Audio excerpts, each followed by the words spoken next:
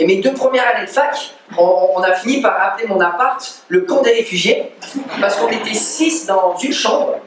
Donc il y avait 2 lits superposés, un matelas gonflable, 2 sofas. Et même quand on n'était pas juste les 6, il y avait des gens qui venaient squatter aussi. Bon, voilà, on avait beaucoup de contacts avec les étudiants internationaux. Et je me souviens, un jour, je rentrais dans mon appart en rentrant de voyage. Et j'ai compté à peu près 12 personnes qui dormaient. Il y avait des Jamaïcains par terre avec le Thaïlandais. Il y avait des Américains sur les lits. Il y avait un Afghan sur le lit gonflable. Il y avait un Japonais aussi qui était dans le placard parce qu'il n'avait pas osé récupérer son lit. Et c'est vrai, bon, après toutes ces années, j'ai choisi la meilleure coloc que j'aurais pu choisir, ma femme. Et ça, je ne le regrette pas. Et j'essaie de faire le décompte de toutes les personnes avec qui j'ai vécu pendant toutes ces années. Et ça s'accumule à peu près 50 personnes. J'ai vécu à peu près avec 50 personnes, en comptant mes enfants aussi, des colocs dont il faut changer les couches. Et alors, je ne m'y attendais pas, mais il y a John Glass Jr. qui nous visite en plus ce matin. On a vécu ensemble, 2-3 ans à peu près. Donc, si vous voulez des histoires juteuses de mes années d'étudiant, vous pouvez aller le voir. Et après, il ne vous fera payer pas grand-chose et on partagera les bénéfices. Voilà, donc ça, c'était la photo de notre chambre. Je l'ai retrouvée. Alors, première nuit, Chan, le Coréen qui arrive, et il sort de la douche, et on voit, il a plus son oreille. Et, et en fait, il avait un implant qu'il devait mettre, et il perdait son oreille constamment.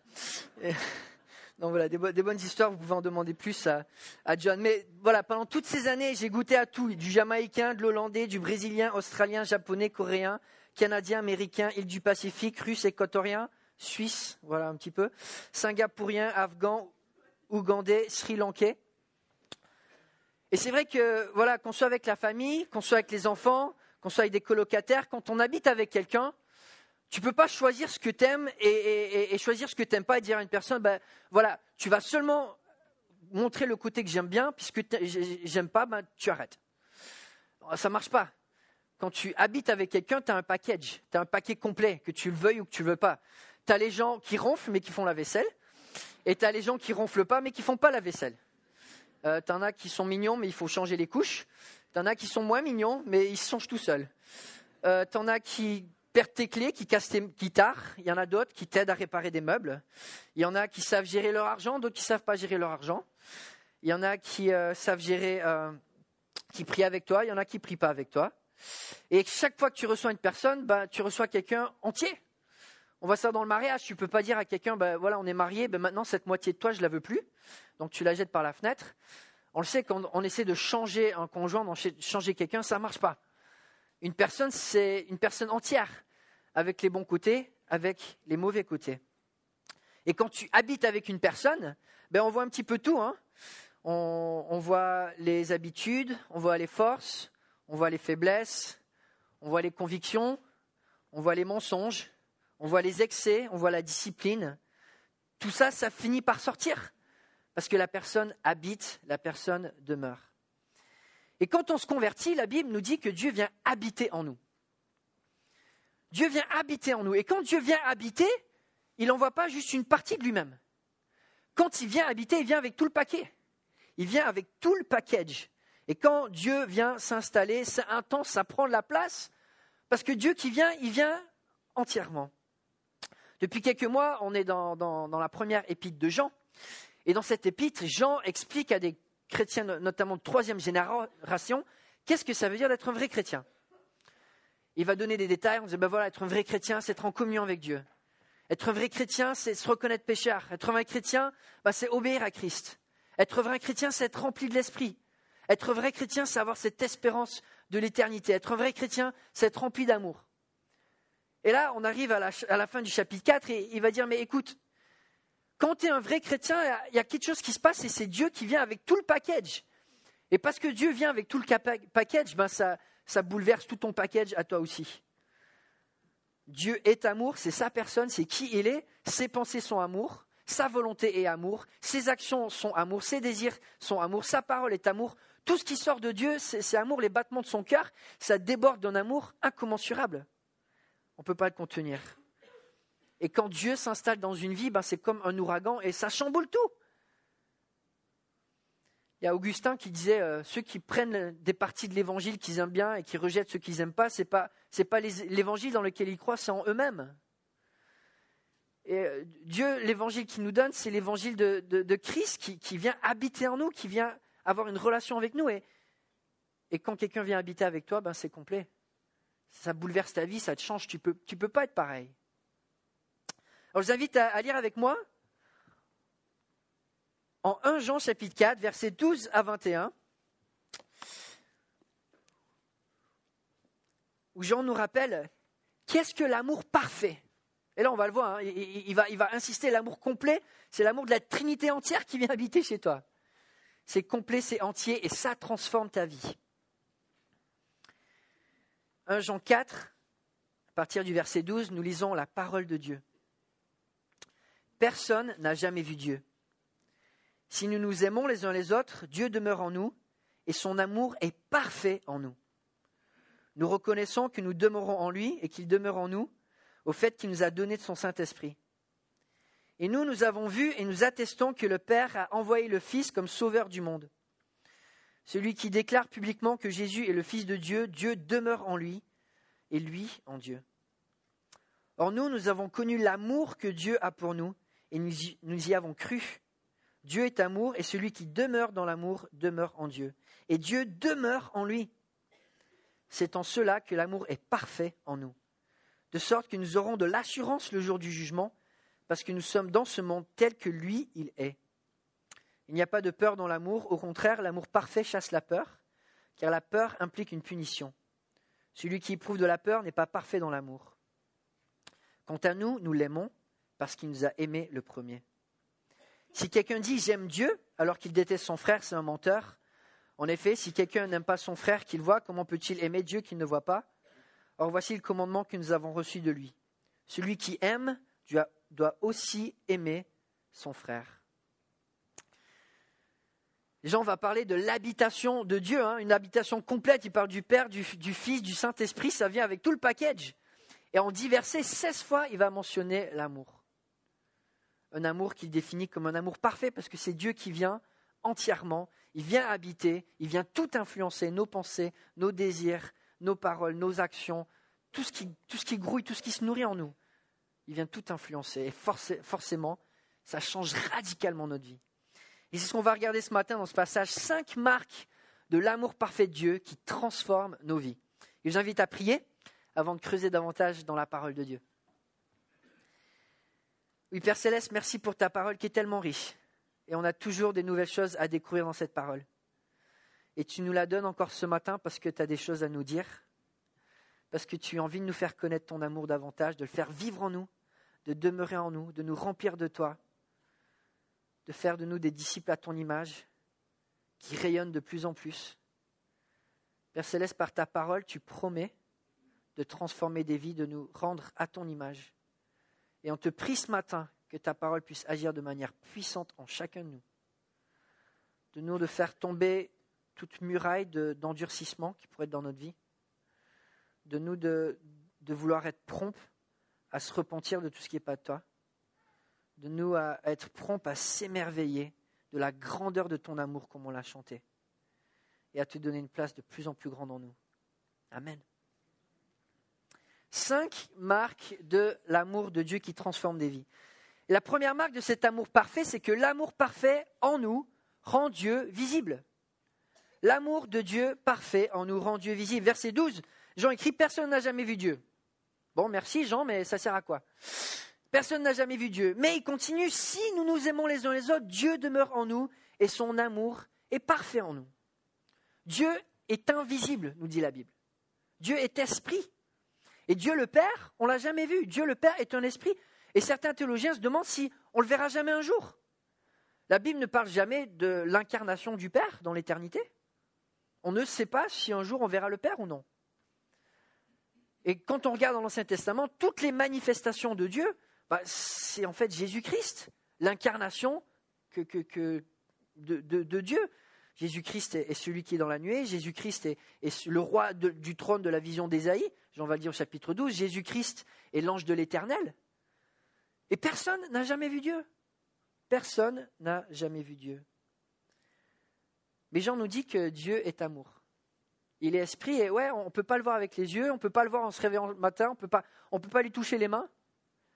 Mais il y a quelque chose qui rend Dieu visible et c'est son amour, parce que Dieu est amour, c'est sa nature. Et quand on aime comme Dieu aime, c'est Dieu lui-même qui se manifeste. Et on l'a dit maintes fois dans notre étude en Jean et en 1 Jean, ils connaîtront que vous êtes mes disciples par l'amour que vous avez les uns pour les autres. L'amour rend Dieu visible dans un monde où l'amour n'est pas visible. On est dans un monde où les gens ne savent pas aimer. On est dans un monde où tout est saturé par l'égoïsme. Absolument, absolument tout. Notre économie est saturée par l'égoïsme. En 1776, l'économiste écossais Adam Smith publie La richesse des nations, qui est celui dont beaucoup considèrent comme le manifeste économique le plus important de l'histoire.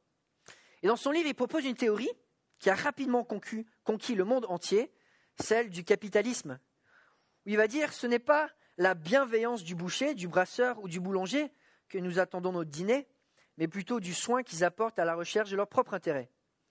Ne nous en remettons pas à leur humanité, mais à leur égoïsme. En gros, il dit, on est dans un monde où c'est l'égoïsme partout. Et ça, capitalisme ou pas capitalisme, c'est toujours l'égoïsme qui a géré un petit peu la gestion de l'argent.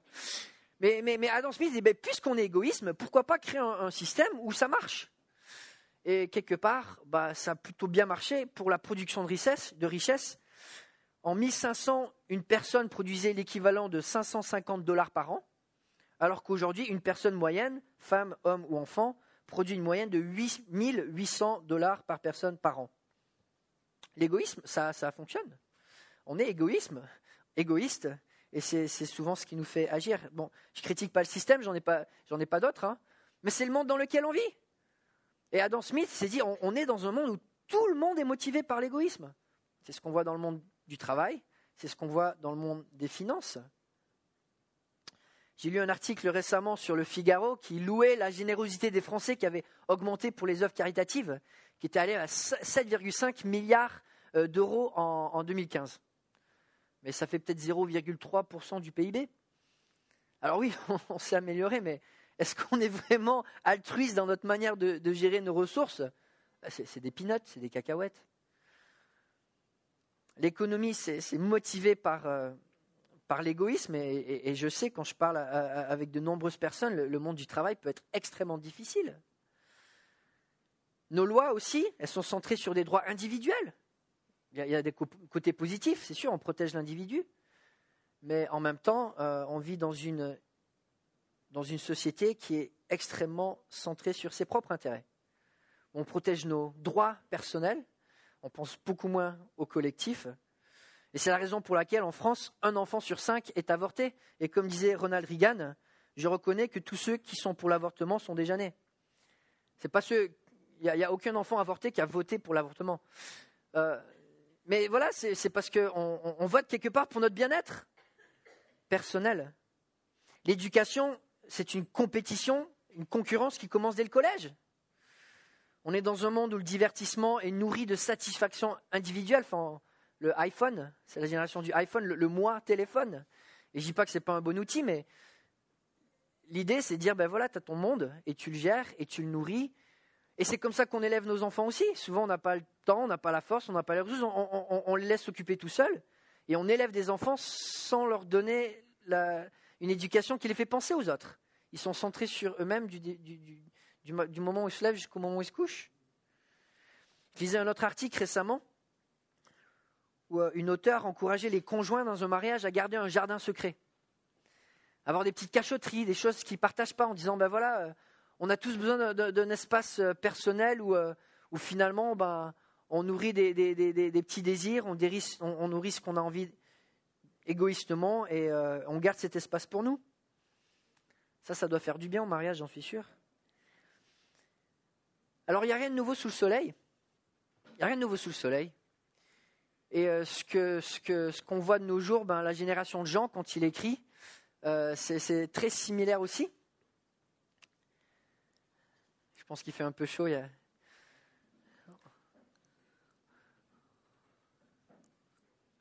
Voilà. va juste prier. Père Céleste, on prie voilà, pour cette personne qui ne se sent pas bien, que tu mettes ta main sur lui. Et on te fait confiance. Amen. Mais voilà, la génération dans laquelle on vit est une génération où on est centré sur nous-mêmes du soir au matin. Et l'encouragement de Jean, c'est de dire, non, Dieu, lui, c'est tout le contraire de l'égoïsme. Dieu, dans sa nature, c'est tout le contraire. C'est un cœur qui se donne, c'est un cœur qui est généreux, c'est un cœur qui se partage, c'est un cœur qui pense aux autres constamment. Notre monde est tellement anti-Dieu et contraire à l'amour. Jean nous dit, quand on est en Dieu, quand on demeure en Dieu, Dieu il va être visible. Et on est dans une génération, on a plus d'opportunités que jamais de rendre visible parce que notre génération s'est tellement éloignée de lui. Dans le monde du travail, dans l'éducation des enfants, dans notre vie de couple, dans tout ce qu'on fait, on a des opportunités pour montrer l'amour de Dieu. Et quand Dieu vient dans son package entier et qui vient impacter notre vie, ça devrait impacter chaque aspect de notre quotidien et rendre Dieu visible. Deuxièmement, Jean va nous dire que une fois que l'amour parfait rentre dans une personne, il y a aussi le Saint-Esprit de Dieu qui va agir. Dieu, quand il vient demeurer, il vient avec son Saint-Esprit. Il vient avec donner un esprit qui va nous partager la pensée de Dieu, le cœur de Dieu, les désirs de Dieu. Verset 13. Nous reconnaissons que nous demeurons en lui et qu'il demeure en nous au fait qu'il nous a donné de son esprit. Jean va dire, on le reconnaît, c'est évident. Ça transforme une vie. Le Saint-Esprit transforme une vie. Tu n'es plus la même personne quand Dieu vient avec son esprit en toi. Et Dieu, on ne peut pas accepter juste une partie de la Trinité ou une partie de Dieu et sans le reste. Tu ne peux pas être chrétien sans avoir le Saint-Esprit. Tu ne peux pas être chrétien sans passer par Jésus comme sauveur. Et quand Dieu vient, il vient avec toute la Trinité. De dire je crois en Jésus, mais je n'ai pas encore le Saint-Esprit, c'est un non-sens complet pour la vie d'un chrétien. Et l'amour parfait, ça passe par la présence du Saint-Esprit. Le fruit de l'Esprit, c'est l'amour. Ça commence par l'amour. La joie, la paix, la patience, la bonté, la bienveillance, la foi, la douceur, la maîtrise de soi. On ne peut pas aimer comme Dieu aime si on n'a pas l'Esprit de Dieu qui nous donne la force et la capacité d'aimer comme Dieu aime. En 2 Timothée 1,7, Paul dit à Timothée, en effet, ce n'est pas un esprit de timidité que Dieu nous a donné, mais un esprit de force, d'amour et de sagesse. C'est sa spécialité, le Saint-Esprit. Il nous fait aimer. Il nous remplit de l'amour de Dieu. Il nous sature de l'amour de Dieu. Alors, comment être rempli du Saint-Esprit ? On le fait, on y travaille quand on commence nos cultes par la louange. Et être rempli du Saint-Esprit, Paul va nous dire, c'est une attitude. Dieu, le message de son évangile, c'est qu'il nous a fait grâce quand on ne le méritait pas. Et répondre à l'initiative de Dieu, c'est d'être dans la reconnaissance. Une personne qui n'est pas reconnaissante, c'est une personne dont le cœur est dur face à la grâce de Dieu. Et quand on enlève cette dureté, qu'on commence à exprimer la reconnaissance, il y a Dieu qui nous remplit par son esprit. Paul va dire en Éphésiens 5, « Ne vous enivrez pas de vin, cela mène à la débauche. Soyez au contraire remplis de l'esprit. Râlez en permanence. Non. Dites-vous des psaumes, des hymnes et des cantiques spirituels. Chantez et célébrez de tout votre cœur les louanges du Seigneur. Remerciez Dieu constamment, le Père, pour tout, au nom de notre Seigneur Jésus-Christ. » On veut être rempli du Saint-Esprit, c'est une attitude. C'est de se dire, je veux que l'Évangile travaille en moi. Je veux que cette œuvre que Dieu il a faite, je la vois et je la vive au quotidien. Que je vive dans cette attitude de reconnaissance et d'action de grâce, de remerciement. L'œuvre de l'Esprit est celle qui nous rappelle à quel point Dieu a été bon envers nous alors que nous ne le méritions pas. Et qu'on a besoin de Dieu, on a besoin de dépendre de lui. Et que seul lui peut nous combler. Et Saint-Esprit, ça mène à la louange, ça mène à des cris de joie, ça mène à l'adoration, ça mène à l'obéissance. La Bible nous dit aussi qu'être rempli du Saint-Esprit, c'est recevoir la parole de Dieu. Le ministère de la parole et du Saint-Esprit, c'est toujours ensemble. Dieu nous a donné une carte, le Saint-Esprit, la Bible, il nous a donné un guide, le Saint-Esprit, qui convainc nos cœurs au sujet de la Bible. Quand Paul va aller dans l'église de Corinthe prêcher, il va leur dire, pour ma part, frères et sœurs, lorsque je suis venu chez vous, ce n'est pas avec une supériorité de langage ou de sagesse que je suis venu annoncer le témoignage de Dieu, car j'avais décidé de ne connaître parmi vous rien d'autre que Jésus-Christ et Jésus-Christ crucifié. Il a dit, moi, je vous ai que prêché la parole de Dieu, l'évangile. C'est tout ce que j'avais à dire. J'avais rien à ajouter, rien à enlever. J'ai été faible, craintif et tout tremblant chez vous. Ma parole et ma prédication ne reposaient pas sur les discours persuasifs de la sagesse humaine, mais sur quoi? Une démonstration de l'esprit et de puissance, afin que votre foi soit fondée non sur la sagesse des hommes, mais sur la puissance de Dieu. Et Paul, c'est comme ça qu'il a fait des disciples qui pouvaient être remplis du Saint-Esprit. Il leur a donné la parole de Dieu. L'œuvre du Saint-Esprit, on l'a vu en Jean, c'est de continuer l'œuvre de Christ, qui lui est la parole de Dieu. Jésus a dit, je vous envoie un autre consolateur. Jésus bis, pas un esprit qui va faire son propre truc. Souvent, on lui attribue plein de manifestations bizarres. Il va juste continuer ce que Jésus a fait. Jésus, il a prêché, il a convaincu les cœurs, il a donné de l'espérance. Le Saint-Esprit fait la même chose. La parole sanctifie, le Saint-Esprit sanctifie, la parole donne la vie, le Saint-Esprit donne la vie. Tout le ministère de la parole et du Saint-Esprit sont parallèles dans la Bible. Quand l'Esprit de Dieu est en toi, voilà, on reconnaît que Dieu demeure. On reconnaît que Dieu demeure, c'est visible. Parce que le Saint-Esprit qui habite, ça fait une différence. Ça transforme le cœur, ça transforme les désirs, ça donne la vie. Une personne remplie du Saint-Esprit va être rayonnante, elle va être reconnaissante, elle va être humble parce qu'elle est dirigée par la parole de Dieu, pas par son orgueil, et pleine d'amour parce qu'elle va porter le fruit de Dieu. J'en continue en nous parlant que l'amour parfait, c'est le fruit du salut de Dieu en Jésus-Christ. Ça vient de Jésus-Christ, ça vient de ce qu'il a fait pour nous. Verset 14 jusqu'à verset 16. Et nous avons vu et nous attestons que le Père a envoyé le Fils comme sauveur du monde. Celui qui déclare publiquement que Jésus est le Fils de Dieu, Dieu demeure en lui et lui en Dieu. Or, nous avons connu l'amour que Dieu a pour nous et nous y avons cru. Dieu est amour et celui qui demeure dans l'amour demeure en Dieu et Dieu demeure en lui. Une fois de plus, Jean utilise un vocabulaire fort. Nous attestons que le Père a envoyé le Fils comme sauveur. Nous avons connu l'amour. Quand tu connais Jésus-Christ, quand tu réalises ce qu'il a fait pour toi, ça te transforme, ça te marque. Ce n'est pas juste des principes bibliques, juste des belles vérités, des belles paroles. C'est quelque chose qui te transforme. Les gens, on va dire, ça nous a bouleversés, on l'atteste, on a connu, on se l'a approprié, ça nous a transformés de l'intérieur. L'amour de Dieu, c'est ce que Dieu a fait au travers de Jésus-Christ. Quelques versets plus tôt, verset 9. Voici comment l'amour de Dieu s'est manifesté en nous. Dieu a envoyé qui? Son Fils unique dans le monde afin que nous ayons la vie par lui. Notre nature, sans l'influence de Dieu, c'est d'être égoïste. Nos désirs sont égoïstes, notre planète entière est égoïste. Et nous sommes désespérément dans un besoin d'un sauveur. Désespérément, on a besoin de Jésus-Christ. Sans lui, on est incapable d'aimer. On est incapable d'aimer. Et on le voit, on est dans un monde égoïste parce que notre monde a rejeté Dieu. Le prophète Jérémie disait, le cœur est tortueux par-dessus tout, il est méchant. Qui peut le connaître? C'est le monde dans lequel on vit. Sans Dieu, notre cœur crée le mal, il est mauvais. On a besoin d'une transformation, on a besoin de l'aide de Dieu. Et c'est ce que Dieu promet au travers de l'œuvre de Jésus-Christ dans la Nouvelle Alliance. En Ézéchiel 36, 26, je vous donnerai un cœur nouveau. Je mettrai en vous un esprit nouveau.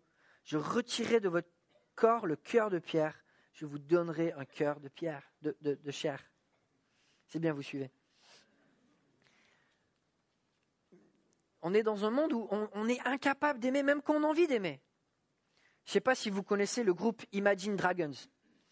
Ils sont parmi les 10 qui vendent le plus dans le monde en ce moment. Il y a un des chants qui, à chaque fois que je l'écoute, ça me brise le cœur, qui s'appelle Demons, démons. Et ce n'est pas un chant qui parle des démons de Satan, mais des démons du cœur.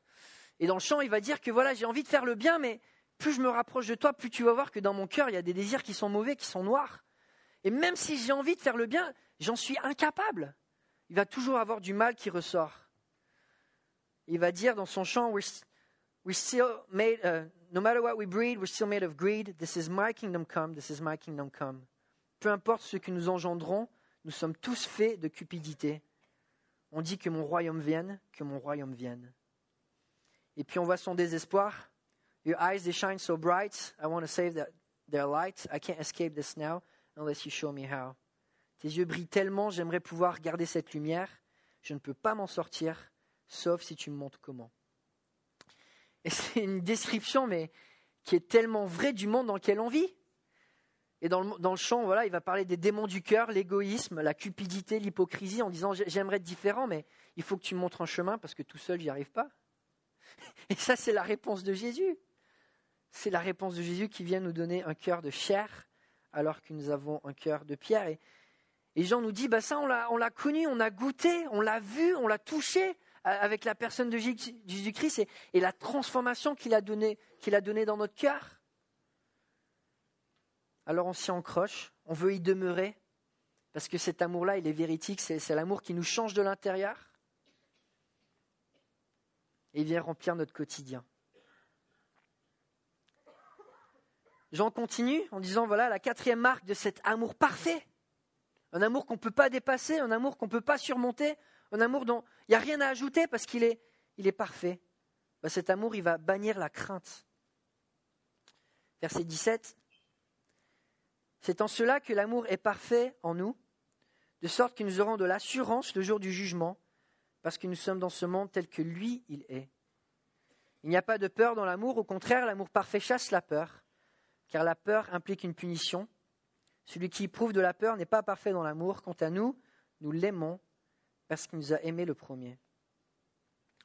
Alors quand l'apôtre Jean écrit, c'est quoi la religion du moment dans l'Empire romain ? Il y a le Panthéon de Rome. Et dans les religions polythéismes, est-ce qu'on sait si Dieu nous aime ? Est-ce qu'on peut avoir la conviction si ces dieux-là, ils nous aiment ? Comment ça fonctionne ? Pardon ?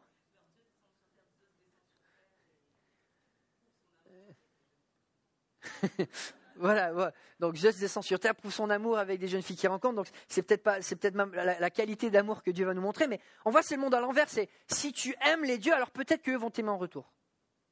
Et ça, franchement, c'est les religions du monde. C'est les religions polythéistes, c'est l'islam, c'est plusieurs formes du christianisme, c'est le judaïsme. Tu vas vers Dieu, tu fais des bonnes œuvres, tu suis les traditions. Et si tu aimes Dieu assez, et si tu as assez de chance, alors peut-être que Dieu va t'aimer en retour. Et alors tu vis dans la crainte. Tu vis dans la menace de la punition. Parce que tu ne sais jamais si tu aimeras Dieu assez. Si quelque part Dieu va avoir le temps, va avoir l'énergie, va finalement penser à toi en disant, voilà, je vais faire un petit détour pour aller aimer cette personne parce que je vois qu'il a fait des efforts. Et Jean va nous dire, mais avec Dieu, c'est contraire. Ça, c'est de l'amour humain. Ça, on sait comment faire. Aimer quelqu'un qui t'aime, ça, tu sais comment faire. Il n'y a rien de surnaturel. Il n'y a rien de divin dans un amour comme ça. Un Dieu qui t'aime parce que tu l'aimes en premier, ce n'est pas un Dieu. C'est facile de faire ça. Mon chien, il peut faire ça. Avec Dieu, c'est différent. Dieu, lui, il est amour. Et c'est parce qu'il est amour que nous, on peut aimer. Il nous aime en premier et c'est ça qui fait que nous, on peut l'aimer en retour. Et la Bible nous dit, voilà, Jean, il va continuer de mentionner la Trinité, le Père, le Fils, le Saint-Esprit, parce que c'est comme ça que Dieu est amour. C'est dans sa nature. Dans la nature de Dieu, il y a une pluralité, il y a un échange d'amour dans la personne de Dieu. Le Père aime le Fils aime le Père, le Saint-Esprit, il est toujours au service du Père et du Fils. Et Dieu nous appelle à vivre là-dedans. Le Père aime le Fils, il lui crée un monde pour lui. Il dit, voilà, les humains, vous allez être au cœur de cet amour, je vais aimer mon Fils de manière infinie, et vous allez être au milieu de tout ça. C'est pas séparé de l'amour interne de Dieu. Dieu nous aime, Dieu le Père nous aime en aimant son Fils. Et le Fils, c'est pareil. Il aime son Père et pour obéir à son Père, il va se donner entièrement et il va nous aimer d'un amour infini comme il aime son Père. Parce qu'il nous aime en aimant son Père. C'est interne à Dieu. Dieu nous appelle à être en Christ, à vivre en Christ. Ah oui, c'est vrai qu'on parle de la Trinité, c'est toujours abstrait. Il n'y a jamais d'illustration ou d'image qui peut vraiment y faire justice. Alors voilà, on va parler de pognon, ça sera plus facile. Imaginez, vous êtes dans une ville triangulaire où il y a 3 banques. Et ces 3 banques ont des réserves infinies. Et entre ces banques, il y a des échanges de pognon, d'or, de bijoux, de pierres précieuses continus. Entre ces 3 banques, il y a des routes où il n'y a que du pognon qui circule constamment, ça ne s'arrête jamais. Et le maire de la ville vous invite à vivre dans cette ville, et vous voyez tous ces camions, et vous dit, est-ce que je peux en prendre un peu ? Et puis, il y a un chauffeur qui vous dit, écoute, tu prends tout ce que tu arrives à prendre. Parce que moi, mon camion, il est toujours plein. Et même si tu essaies d'en prendre, le temps que ça arrive, il sera encore rempli. Vous voyez ce que ça veut dire d'être en Dieu, être en Christ ? Quand on est en Dieu, il y a ces échanges dans la Trinité d'amour qui sont infinis et on est au milieu de tout ça. Enfin, c'est un feu d'artifice qu'on ne peut pas mesurer. Et Dieu nous dit, prends tout ce que tu peux parce qu'il y en aura toujours plus. C'est un amour complet, c'est un amour infini et ça doit nous transformer. Enfin, je ne sais pas si vous étiez dans une ville où il y avait 3 banques aux réserves infinies, qui vous disaient vous pouvez piocher tout ce que vous voulez, est-ce que vous seriez dans la crainte financière ? Et là, Jean, il va dire, mais c'est pas possible de vivre dans la peur quand tu es avec Dieu. C'est juste pas possible. L'amour parfait bannit la crainte. Une fois que tu es en Dieu, que tu es dans la Trinité, c'est pas comme tu es à l'extérieur et tu t'attends que Dieu va faire un geste quand il peut. Tu es déjà au milieu de tout ça, ça va se passer. Et peu importe toutes les erreurs que tu peux faire, tu es déjà là-dedans. Qui nous séparera de l'amour de Christ ? Serait-ce la détresse, l'angoisse, la persécution, la faim, le dénuement, le danger ou l'épée ? Au contraire, dans tout cela, nous sommes plus que vainqueurs, grâce à celui qui nous a aimés. En effet, j'ai l'assurance que ni la mort, ni la vie, ni les anges, ni les dominations, ni le présent, ni l'avenir, ni les puissances, ni les hauteurs, ni la profondeur, ni aucune autre créature ne pourra nous séparer de l'amour de Dieu manifesté en Jésus-Christ notre Sauveur. En Christ, il n'y a aucune condamnation. Et quand on croit qu'on a des raisons pour penser que Dieu ne nous aime pas, c'est du mensonge, ça vient de Satan. La Bible ne dit pas Dieu nous aime, mais entre parenthèses, petite clause en bas de la page, si vous péchez, ça s'arrête. Il n'y a pas de clause, il n'y a pas de parenthèse. Alors positionnellement, une fois qu'on est en Christ, il n'y a rien qui nous sépare de l'amour de Christ. Après, oui, relationnellement, il y a cette attitude de demeurer, plus on se rapproche de Dieu, plus on va connaître cet amour. Et on doit travailler sur notre relation avec Dieu pour vivre cette richesse. Mais l'amour de Dieu, il est plus grand que notre péché. Et de dire, voilà, je sais que Dieu est mon sauveur, mais aujourd'hui, je sais que je ne suis pas digne de lui, c'est du mensonge. De dire aujourd'hui, voilà, je ne peux pas connaître son amour parce que je sais que j'ai péché, c'est du mensonge. Vous savez comment Dieu il appelle son trône ? Le trône de grâce. C'est comme ça qu'il appelle son trône. Il a envie qu'on vienne vers lui en tant que pécheur pour connaître son amour. L'amour trinitaire, Jean l'appelle l'amour parfait. Tu peux pas demander plus. Tu peux pas demander plus. Et quand tu comprends cet amour qui dépasse tout ce que tu peux imaginer, tu vis pas dans la crainte. Et 4 fois, Jean va dire que cet amour, il est parfait. L'amour de Dieu, quand tu demeures avec Dieu, c'est parfait.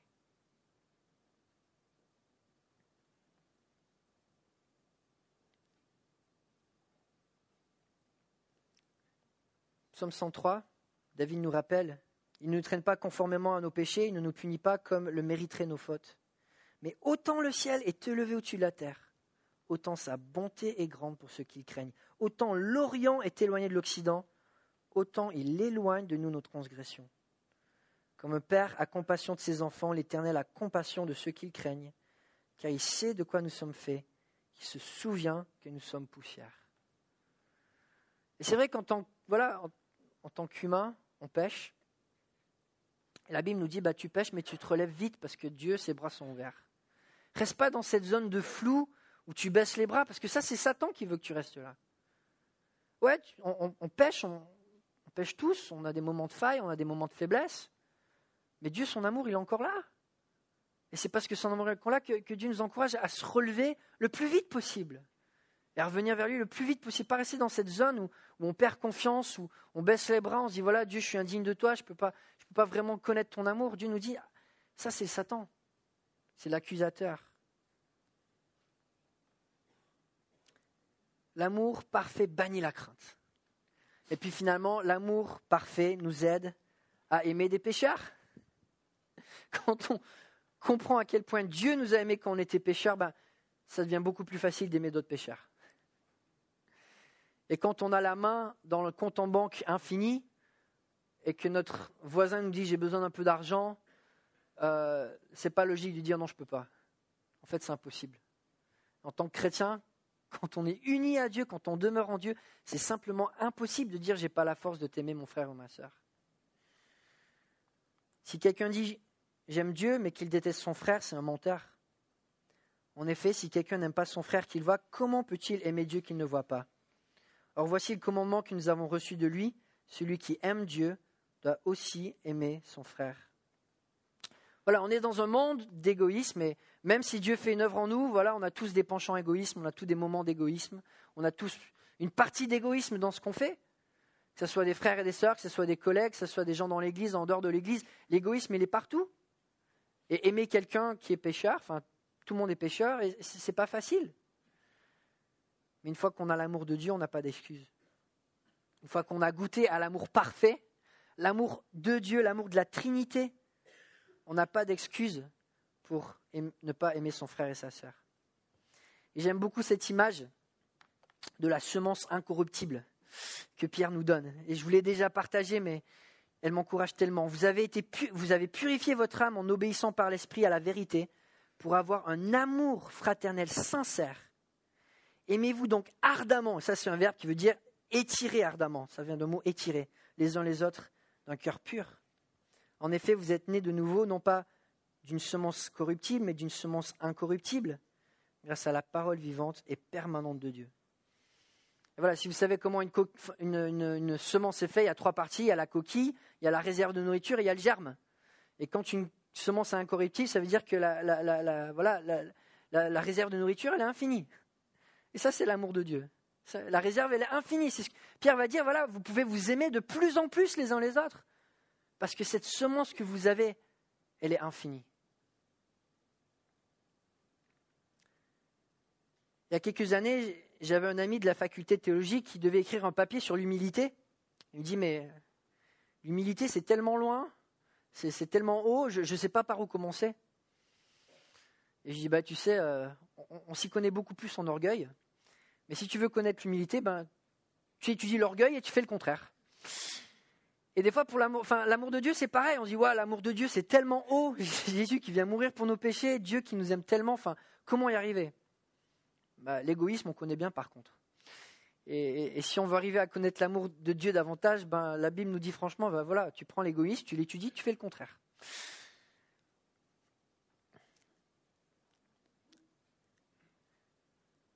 Jean nous partage que Dieu nous a donné un amour qui est parfait.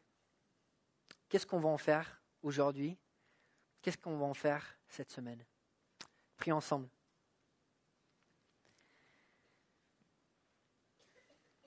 Oui, Père Céleste, tu nous as tout donné en Jésus-Christ. Tu nous as donné ton esprit, tu nous donnes d'habiter avec toi. Tu nous donnes d'avoir des vies transformées, d'être saturés d'un amour qu'on ne peut pas mesurer et un amour qui est absolument parfait. De nous de connaître cet amour parfait, de nous de le refléter autour de nous, Père Céleste. De nous de combattre l'égoïsme qui si facilement sature notre quotidien. De nous de penser à toi avec reconnaissance, de penser aux autres avec générosité et de combattre la manière de penser de notre génération en vivant pour toi, en cherchant un vrai équilibre, en étant animé par ton esprit. Et que le monde puisse voir que toi, tu es en vie à cause de l'amour que tu as en nous. En ton nom, on prie. Amen.